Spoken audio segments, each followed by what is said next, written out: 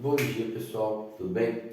Bom, no trabalho, nessa videoaula, a gente vai entender um pouco sobre equilíbrio de ponto material, que pode ser entendido como força resultante igual a zero.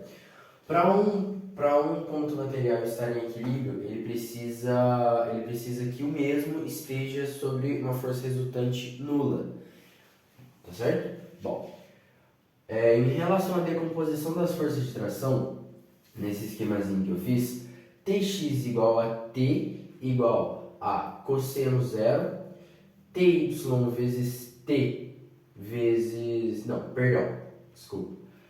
Ty igual a T vezes cosseno zero. Essa é a formulazinha de decomposição de tração, beleza?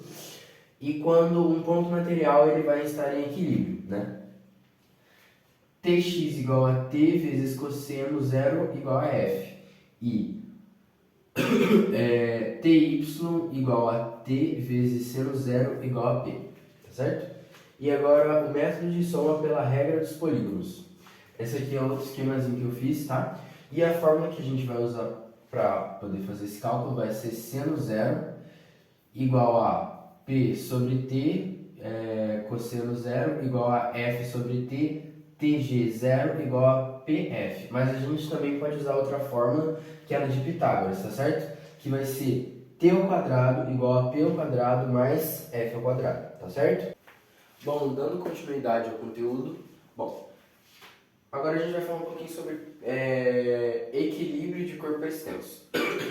O equilíbrio de corpo extenso, ele carrega a fórmula de M igual a F vezes B.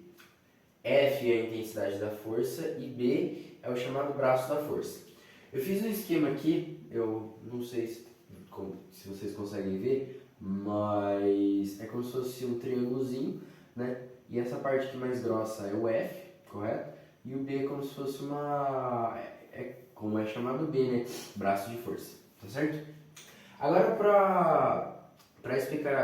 para explicar esse outro ponto aqui, eu vou usar um exemplo. Bom, momento positivo. O momento positivo é o momento em que tipo, a força é exercida para cima e faz esse movimento, tá certo? E o momento negativo é a força que é aplicada para baixo e daí ele faz esse movimento, entendeu? Então, equilíbrio de corpo extenso, esses são os dois momentos, momento positivo e momento negativo, certo?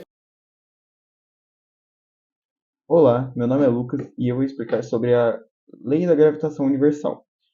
A lei da gravitação universal diz que a matéria atrai a matéria com uma força de intensidade diretamente proporcional ao produto de suas massas e inversamente proporcional ao quadrado da distância entre seus centros. Ou seja, matematicamente, F igual a G vezes a massa maior vezes a massa menor sobre o raio ao quadrado. Para a aplicação da lei da gravitação universal, valem as seguintes propriedades. A força gravitacional trocada entre dois astros é um par de força de ação e reação. Assim, se a Terra atrai o Sol atrai a Terra. A determinação da força gravitacional pode ser calculada para dois corpos quaisquer, não é necessário que sejam dois astros. A força gravitacional é sempre de atração e nunca de repulsão. E a constante gravitacional apresenta sempre o mesmo valor, independentemente do meio em que estão os corpos. E também, quando calculamos a força-peso de um corpo em certo astro, estamos na realidade calculando a força de atração gravitacional entre o corpo e o astro. Agora eu vou falar sobre o campo gravitacional. A força gravitacional pode atuar à distância sem que haja um meio material unindo os corpos. Por exemplo, a atração entre a Terra e a Lua, mesmo existindo na maior parte da distância, vácuo entre elas. Dizemos então que a força gravitacional é uma força de campo que existe por causa da região de interação gravitacional que um astro cria ao seu redor. Os corpos existentes nas proximidades do nosso planeta estão dentro da região de campo gravitacional criada pela Terra. Consequentemente, esses corpos são atraídos em direção ao centro da Terra. Colocando-se um corpo de massa menor na região de um campo gravitacional criado pelo corpo maior, este fica sujeito à força de atração gravitacional F, desconsiderando-se o efeito causado pelo possível movimento de rotação desse astro e peso do corpo, seja um corpo de massa menor e uma distância r do centro de um astro de massa maior, e F a força de atração gravitacional entre eles. Ou seja, F igual a P, G vezes M, né? A massa maior vezes a massa menor, dividido pelo raio ao quadrado, igual a M vezes G.